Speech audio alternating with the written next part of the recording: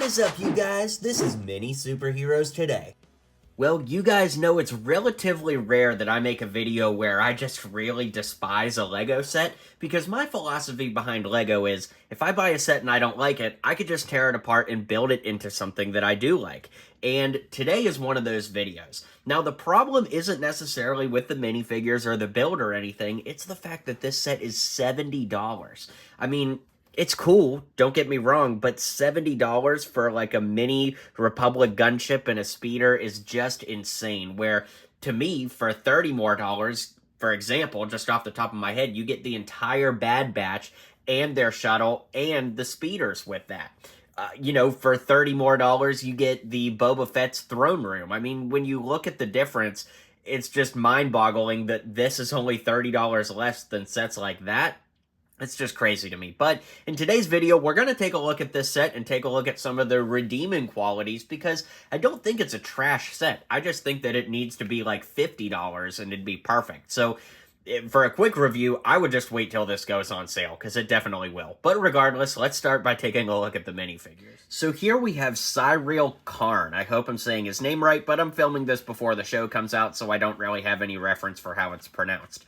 It is a pretty cool figure. I really like the orange accenting on those blue parts, especially on the hat, but unfortunately, the head is just a relatively common Lego Star Wars head reused. I always like when we get unique pieces, but unfortunately, this is not one of those. Here we have the character Luthen Rael. Again, I hope I'm getting that name right, but I'm recording this before the show came out, so again, no real reference. But he's got a unique torso and legs. Always good to see leg printing in the Lego Star Wars line. He's kind of got a little bit of a concerned face on this side, and then just kind of a muted face on this side. So, not a bad figure. Got that blonde receding hairline piece from Mr. Incredible. Not a terrible figure, just not my favorite either. And finally, we have the main character of the show, Cassian Andor. Now, I think that this is a pretty cool figure. It does utilize that new skin tone, which is pretty nice. This is the skin tone that debuted on the Din Djarin Mandalorian figure earlier this year. So on this side, we have just kind of a regular, calm, collected face, and on this side, we've got a little bit of a smirk, like he's fighting in battle. Got a little hood printed there on the back, and of course we get torso and leg printing. Not a terrible figure, probably the best of the set, too. The build starts off with this small speeder. Of course, it's always nice to have extra kind of vehicles attached, so you really do get two vehicles here. You can see that it kind of sits on this piece here and just the bottom of this as well. I do like what they did with the whip piece, where it clips in here and rolls around through those bars. I think that makes it look very Star Wars-y with the cabling and everything. There's a clip on each side where you could put the figure's guns if you so choose, and you can seat two figures on it at once.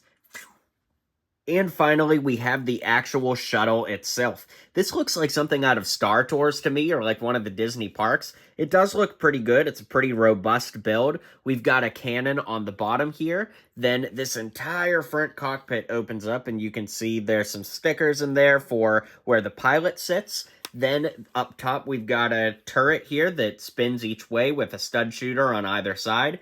The wings do move, which is kind of unique, so you can move them up. Not really sure what the context will be in the show, but regardless, they look pretty good just like that.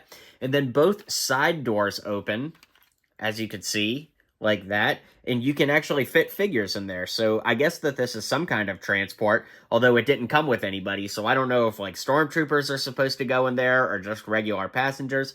Tough to say, but we did get the fire hydrant in there, and there's a little box in there where you could store some extra pieces or whatnot.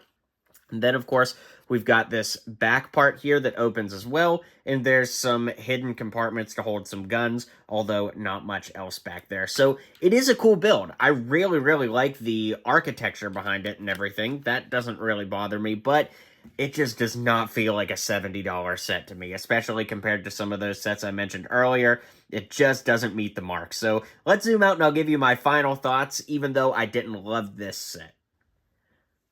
Well, that's all I've got for you today. Let me know what you guys think of this set. If you think it's worth $70, hey, maybe I'm off my rocker. I'd love to hear what you guys think, so drop a comment down below and be sure to follow, because I'll be doing Andor customs as the episodes of the show come out. So stay tuned for that every week when Andor starts, and I'll catch you guys on those videos.